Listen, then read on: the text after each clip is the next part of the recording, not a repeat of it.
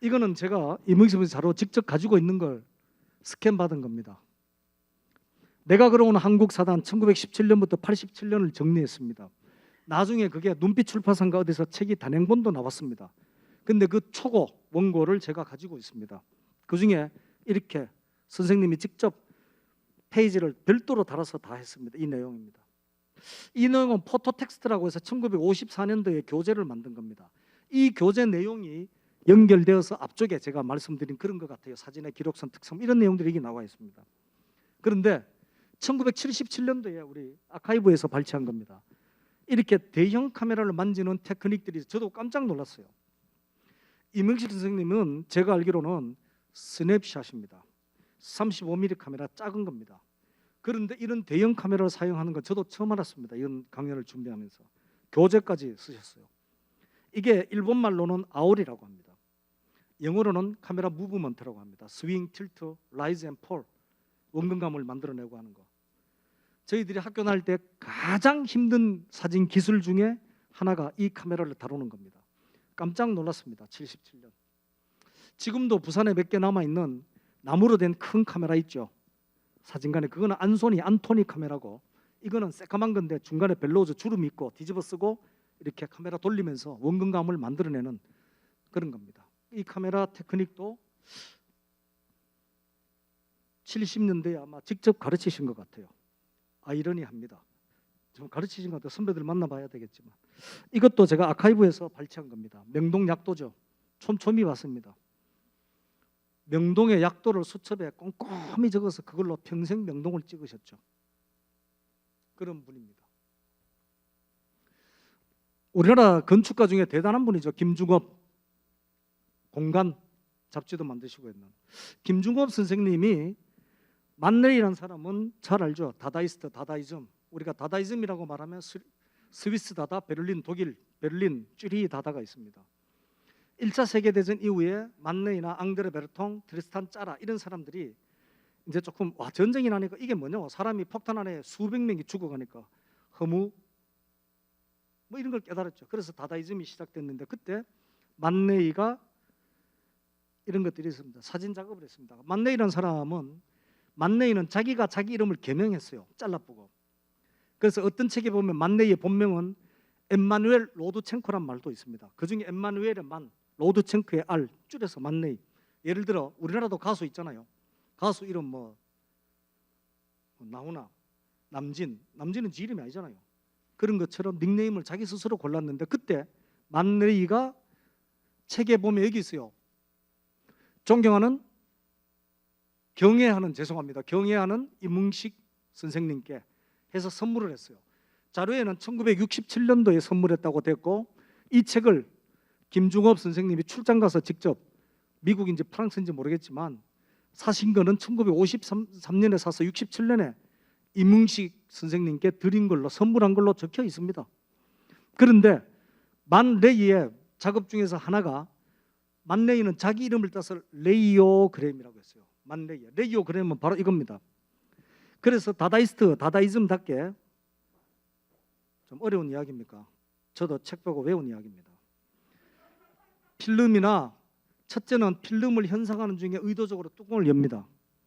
그래서 포구를 먹입니다. 그러면 현상되는 부분에 다시 빛을 먹어서 네거티브와 포지티브가 같이 잘못된 것처럼 사진이 나와요. 그거 하나. 그리고 또 하나, 인화지 위에 물컵이라든가 필름이라든가 나뭇잎을 올려서 직접 노광을 합니다. 그러면은 필름 없이, 카메라 없이 사진이 만들어지겠죠. 그게 만넬이의 레이오그램입니다. 실험적이지만 왜 사진은 카메라가 있어야 될까, 필름이 있어야 될까? 그거 없이도 작품을 만들 수 있다. 뭐 그런 게 있었겠죠. 그래서 이명식 선생님도 1930년대에 이런 포토그램 작업을 많이 남겼습니다. 그런데 아마 이 이야기를 제 생각에 추측입니다. 이 공간지의 편집장도 하셨으니까 김중업 선생님하고 이야기하다가 야, 내 포토그램 옛날에 내 소시적이 한 20년 30년 전에 포토그램 만들어보고 했는데 그래 김중업 선생님 뭐? 니 아나? 유럽에서 미국으로 건너간 만넬이라는 세계적인 작가가 있는데 그 사람이 그거 비슷한 거 했는데 그래요? 그러다 보니까 아마 내가 책이 있다라고 해서 가로늦게 선물을 한 것 같아요. 제가 추측하건데. 그래서 임의식 선생님은 제 스승이라서 그런 말씀 드리는 게 아니고 만내일을 흉내낸 게 아닙니다. 만내일 책은 여기 나와 있잖아요. 1953년도 샀고 그 이후에 전달받았는데 이미 작업은 1930년대에 했는 거죠. 이런 작업들이 만내이의 포토그램 작업입니다. 임의식 선생님의 우리 수업 시간에 대표적으로 말씀하신 것들입니다. 서면에서 찍은 겁니다. 아침 햇살 뭐 이런 건데 그때 제 기억에는 사진에 제목을 안 붙였어요. 그냥 서면에서 찍은 사진이라고 옛날에 소개를 해주시고 했습니다. 이런 거죠. 그런데 이게 최대한 찾다 보니까 아카이브도 이렇게 찾았습니다. 사진에서 여러분들 아시다시피 노 트리밍의 사진 상태가 중요하죠. 레어 상태입니다. 가공하지 않은 상태. 찍은 원본의 100% 그대로 사진을 인화하는 거죠. 트리밍하지 않고. 그래서 카메라에서 좀 좋은 카메라는 시야율이라는 게 있죠. 파인더로 봤을 때 찍히는 거와 파인더로 봤는데 100% 같아야 됩니다. 그건 좋은 카메라입니다. 파인더로 봤을 때는 다 봤는데 찍고 나면 더 넓게 찍히죠. 시야율이죠. 그래서 한 90%, 85% 떨어지는 카메라는 좀 싼 카메라입니다. 그래서 시야율이 중요한 건 노 트리밍 때문인데 아마 선생님이 직접 이 사진을 인화하고 트리밍했다면 제가 보기에 이거 잘랐을 겁니다. 아마 잘라서 썼을 겁니다. 이게 그런 사진들이 제법 나와 있죠. 그래서 트리밍을 할 때 이 정도 잘라서 사용하셨을 겁니다. 이런 거.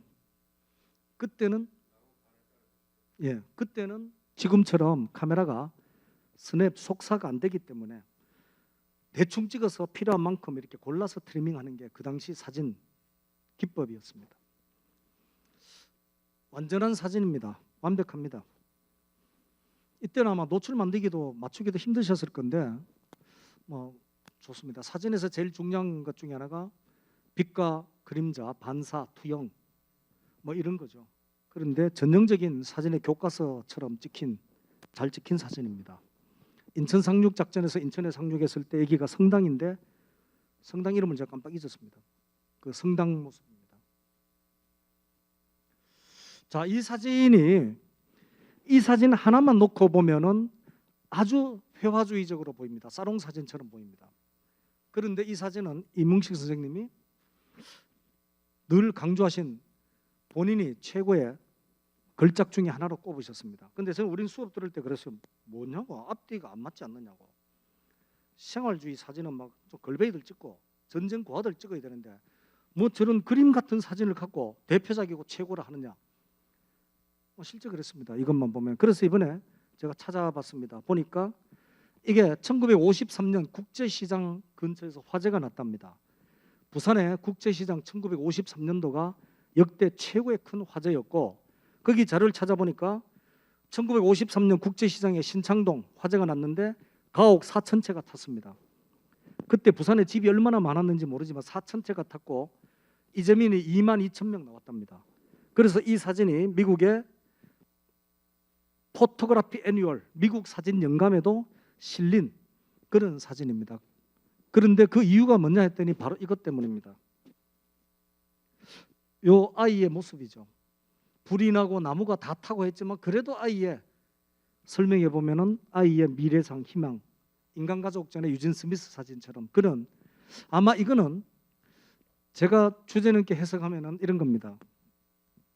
저도 사진을 찍을 때 학교 다닐 때 과제할 때 어떤 사진이 좋으냐 하면은 사진 편집자가 있고 이런 게 중요한 것처럼 제가 사진을 한 10통 찍었다면은 좋은 사진들은 제가 생각하고 있는데 교수님들이 사진을 고르실 때 제가 좋아하고 좋은 사진이라 생각 안 하는 좀 허접한 사진들을 골라요. 그게 찍은 사람과 사진을 보는 사람 차이가 있죠. 왜 그럴까라고 생각했는데 제가 선생이 되어서 보니까 사진 찍은 사람이 좋은 사진이라고 생각하는 것은 뭐죠? 어렵게 찍은 사진입니다. 힘들게 찍었고 고생해서 찍은 사람은 그만큼 좋은 사진으로 자꾸 착각할 수도 있습니다. 그런데 어쨌든 임흥식 선생님의 사진은 걸작으로 남아있고 그 당시 국제시장의 화재 모습입니다. 좀 비슷해요. 그러니까 53년 부산의 화재 현장에서 찍은 사진이 맞습니다.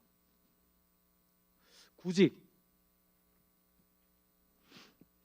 한때 저도 깜짝 놀랐는데 보니까 어떤 사람들이 뭐 원본이 어쩌고 연출이 어쩌고 조작이 어쩌고 이런 이야기를 했죠. 저는 이명식 선생님한테 배운 사람으로서 편들거나 옹호하는 게 아닙니다. 선생님이 가르치실 때 늘 뭘 가르쳤느냐 하면 저도 지금도 그렇게 사진을 찍고 있습니다. 그 기본이 뭐냐 하면 이겁니다. 첫째, 가로 세로 찍어라. 사진은 2대3의 비율을 가지고 있습니다. 황금 비율. 가로로 한 장 찍고 세로로 한 장 찍고. 야, 가로로 찍고 세로로 찍어라. 무조건 그 자리에서. 그래야 둘 중에 하나 쓸만한 사진을 고른다. 늘 강조하셨습니다. 그 다음 뭐죠? 좌우를 찍어라. 왼쪽을 찍으면 오른쪽을 찍어라. 사람도 좌우 모습이 다르다. 좌우를 찍어라. 그리고 앞뒤를 찍으라고 합니다.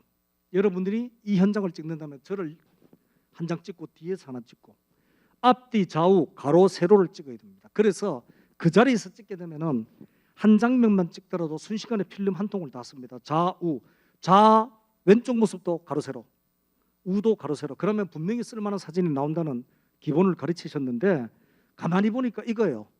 원본에 보면은 이게 뭐죠? 가로로 찍었죠. 가로로 찍었잖아요. 이거는 뭐죠?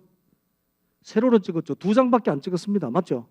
그런데 선생님이 가르치시던 내용 그대로 본인도 그렇게 찍으셨다는 거죠. 2장 가로 세로. 그래서 선생님이 남긴 걸작 중에 하나, IMF 때 또 최고 걸작으로 떠올랐지만 그 사진 역시 본인이 찍으신 것도 당신이 찍으신 사진도 우리가 가르치는 내용 그대로 찍으셨다는 거죠. 뒷모습입니다. 이문식 선생님은 연세가 드셨을 때 제가 알게 됐는지 몰라도 상당히 과묵하셨습니다. 뭐 이 정도입니다. 늘 그랬어요. 그런데 참 점잖으신 분이셨어요. 말수도 적고 과묵하시고. 그런데 충분히 다가가서 찍기도 하지만 참 찬찬히 세상을 바라보면서 찍은 것 같습니다. 그래서 왜 그런지 몰라도 이문식 선생님 사진 중에는 뒷모습 사진들이 많습니다. 뒷모습 사진들이. 그런데 이 뒷모습에서 많은 걸 이분이 왜 여기 있는지, 뭘 바라보고 있는지, 누가 떠나갔는지, 누굴 기다리는지 이런 거죠. 이 뒷모습은 그 앞에 어떤 행위가 뭐가 있는지 궁금하게 하는 거죠. 그게 이문식 선생님의 또 다른 스타일인 것 같습니다. 자, 미국에서 사진은 1839년에 만들어졌습니다. 1839년에 시작되어서 미국의 1956년에 윌리엄 크라인이라는 사진가가 뉴욕이라는 작품집을 만들어냈습니다. 또 하나는 로버트 프랭크라는 사람이 디 아메리칸스라는 1958년에 작품집을 만들어냈습니다. 이 두 사람의 사진 비슷한 시기에 나왔습니다. 이 사진으로 미국에서는 전 세계적으로 현대 사진의 분기점이 됩니다. 사진은 근대 사진, 고대 사진이 없습니다. 왜? 역사가 짧기 때문에. 불과 지금은 200년도 안 됐지만 150년도 안 된 사진에 고전주의 사진 이런 게 없죠. 그래서 현대 사진이냐 그 이전이냐만 나누는데 현대 사진의 출발은 바로 이 로버트 플랭크와 윌리엄 크라인의 사진으로 나눕니다. 그런데 윌리엄 크라인의 사진은 미국 사람이고 뉴욕을 찍었잖아요. 그런데 미국에서 사진집을 만들질 못했습니다. 미국에서 사진집이 나오지 않았습니다. 처음에. 왜냐하면 미국에 출판사 가서 사진 만들려고 하니까 출판사하고 전부 디자이너들이 가라, 이게 사진이냐, 가라, 이게 사진이 아니다, 가라. 그래서 결국 프랑스에서 초판이 출판됐습니다. 그 이후에 미국으로 건너와서 다시 만들어졌는데 초판 사진집이 엄청납니다. 몇 건 안 남았는데 지금 가격이. 그 이유가 뭐겠습니까? 이런 사진들이죠. 그런데 이문식 사진 선생님의 사진 중에서 윌리엄 크라인의 사진과 비슷한 게 많습니다. 제가 끼워 맞추려고 한 게 아닙니다. 제 선생님이라서. 1958년이죠. 58년. 이문식 선생님은 윌리엄 크라인을 몰랐습니다. 네이버도 없고 영어도 잘 못했을 겁니다. 하지만 같은 흐름을 탔다는 거죠. 어디서 시작됐다고요? 전쟁 이후 스스로 이문식의 자각이죠. 세계 사진 흐름에 우리는 뒤처져 있었다. 그런데 이런 좋은 사진을 찍게 된 이유는 뭐겠습니까? 인간가족전 때문이죠. 인간가족전 그 사진으로 인해서 우리나라에서는 화가들, 그림 그리는 분들, 시 쓰는 분들, 음악가들 전부 다 야 사진이 뭔 예술이야. 그랬는데 인간가족전 전시를 보고 확 뒤집혔답니다. 아 사진이 이거구나. 엄청나다. 시도, 문학도, 소설도, 음악도 중요한 것만큼 사진도 중요하다. 그 계기가 인간가족전입니다. 기록에도 나와 있습니다. 이런 거죠.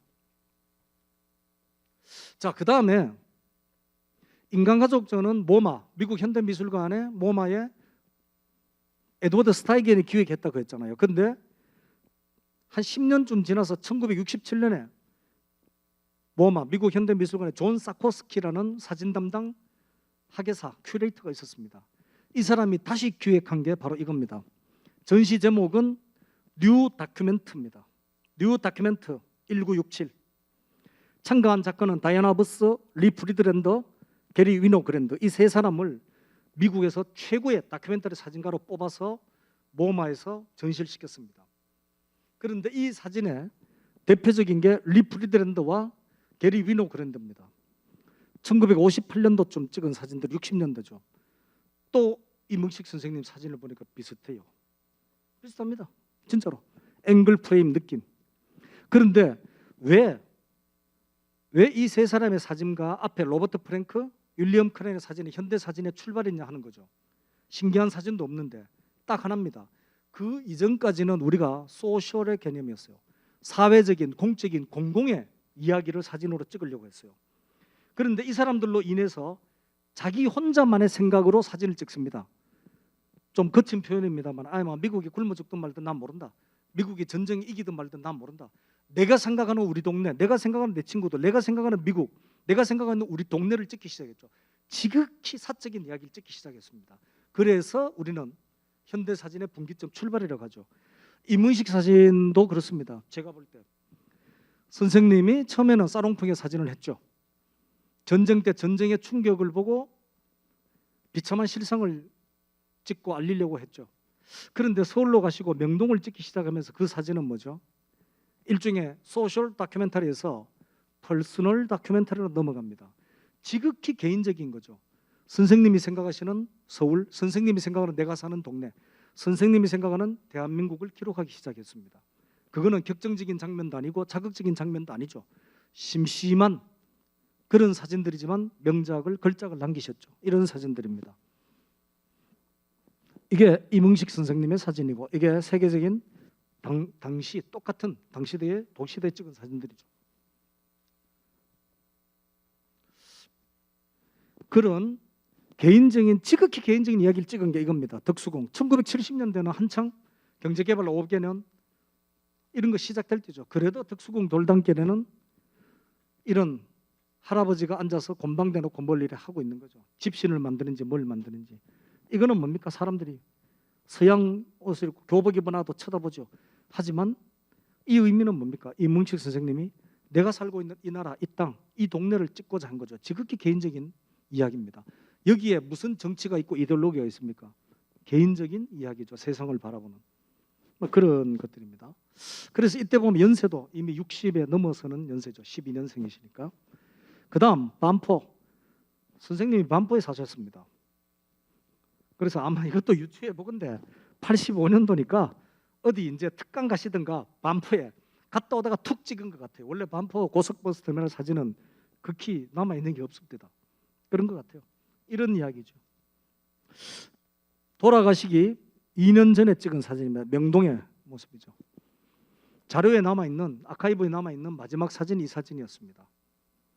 99년도 돌아가시기 2년 전에 찍은 사진인데 너무나도 추상적이고 너무나도 현대적인 사진이죠. 프랑스의 최고 사진가라고 꼽는 의젠느 아제의 쇼윈도 사진하고 거의 흡사한 느낌입니다. 그런 아주 대단한 사진을 남기셨죠. 이문식 선생님이십니다. 접니다. 원래는 제가 이 사진을 한 페이지 꽉 채웠는데 이러면 안 되겠다. 제가 이문식 선생님을 잘 모시지도 못했는데 이제 와서 애 수제자인 척하고 하는 건 안 되겠다 해서 아침에 부랴부랴 사진을 줄였습니다. 접니다. 이 사진 2장 찍었습니다. 자리 바꿔서. 이 사진은 89년도입니다. 제가 군대 갔다 와서 3학년에 복학했을 때 가을에 과제 전시할 때 명동의 한일관이라는 전시장에서 접니다. 요거는 92년도쯤인 걸로 기억합니다. 한 장은 이렇게 위치가 바뀌었는데 찍고, 그러고 한 장 더 찍으려고 하는데 2장째 찍은 건데, 이거 찍는 제 후배인지 제자가 좀 다정하게 찍으세요 해서, 보이십니까? 처음이자 마지막으로 이문식 선생님이 저를 손을 잡았어요. 근데 저는 그게 너무 깜짝 놀랐어요. 진짜 놀랐다니까요. 그래서 찍힌 사진이 이 사진입니다. 2장 중에 한 장입니다. 여기는 대구의 대백플라자, 대구백화점의 대백플라자 전시장에서 찍힌 사진입니다. 제가 그때 이 전시장의 주인공이라서 어렵게 따블 가다마이를 입고, 요거는 아마 누군지 모르지만 누가 저한테 그때 이제 돈을 좀 축의금을 준 거가 전시 고생했다고 뭐 그런. 그때는 저나 회장님 제 팬이 많습니다. 예. 그래서 보면은 1970년대부터는 본격적으로 선생님이 사회적인 이야기가 아닌 본인의 개인적인 언어, 개인적인 이야기로 사진 작업을 전환시킨 걸로, 확장한 걸로 저는 그렇게 받아들입니다.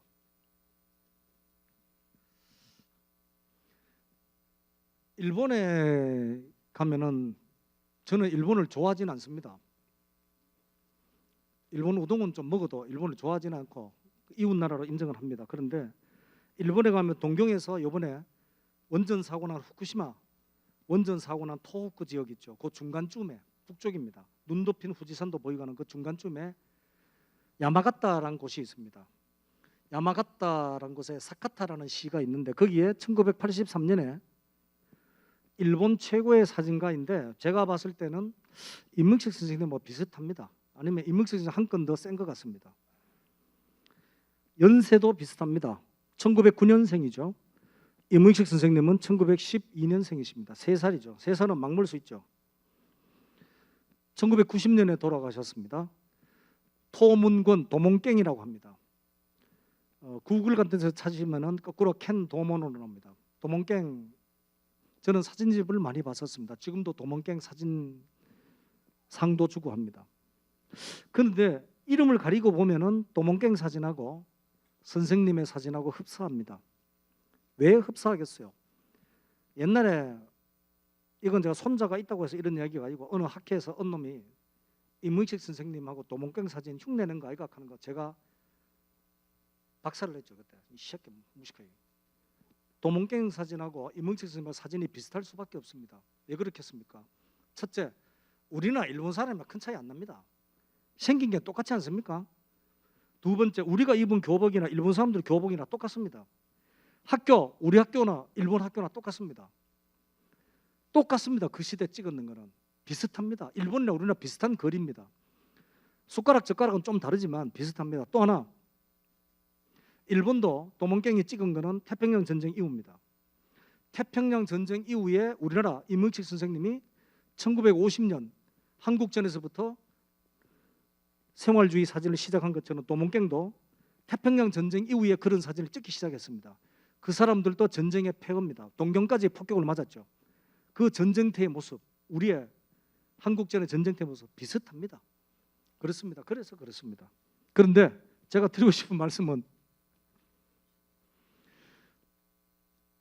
60 조금 넘었을 때 이 도몽갱 선생님이 자기 고향에다가 기증을 했습니다. 모든 사진을 기증했습니다.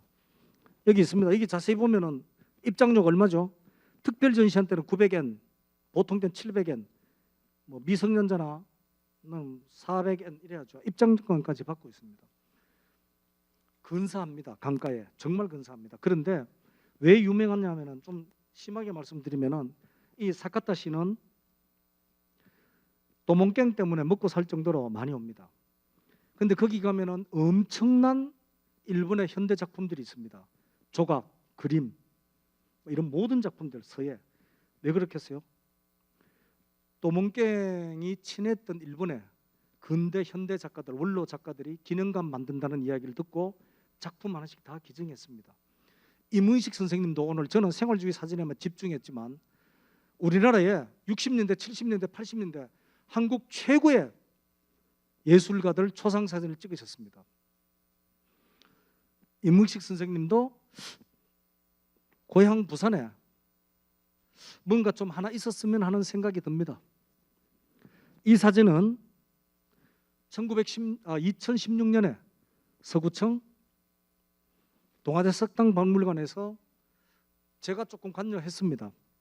김한근 부산 근대문화 소장님은 뭐 하고 그러면서 그때 야행 도시, 피난 도시 야행 이런 첫 번째 축제가 있을 때 6.25 피난 도시 사진을 이문식 선생님 사진을 모셔야 된다라고 해서 석당 박물관 옛날 법원 자리 2층 정관을 터서 전시를 했습니다.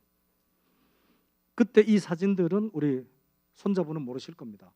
과천 국립현대미술관에 소장되어 있는 작품들을 빌려와서 전시를 했습니다. 그때 과천에 있는. 아, 그래요? 아, 그래요? 그때 우리 큰아들 되시는 우리 아버님 되시는 임범택 선생님하고 저하고 통화도 하고 뭐 이렇게 뭐 유치했었습니다. 자, 어쨌든 그래서 부산에 이문식 선생님 기념관이 서구나 자갈치가 괜찮죠. 자갈치 이런데 새로 지을 건물 근사하게 새로 짓는 것보다 냉동창고라든가 뭐 이런 거 있죠. 업한장 이런 거를 레노베이션해서 아니면은 이번에 뭐 공동시장 새로 짓잖아요. 거기 은혜 특별관 안에 들어간다든가 이거는 부산을 위해서가 아니고 우리나라 한국 사진을 위해서 있어야 될 기념관입니다. 질문 있으십니까? 제가 좋은 선생답게 약속 시간보다 10분 빨리 끝냈습니다. 감사합니다.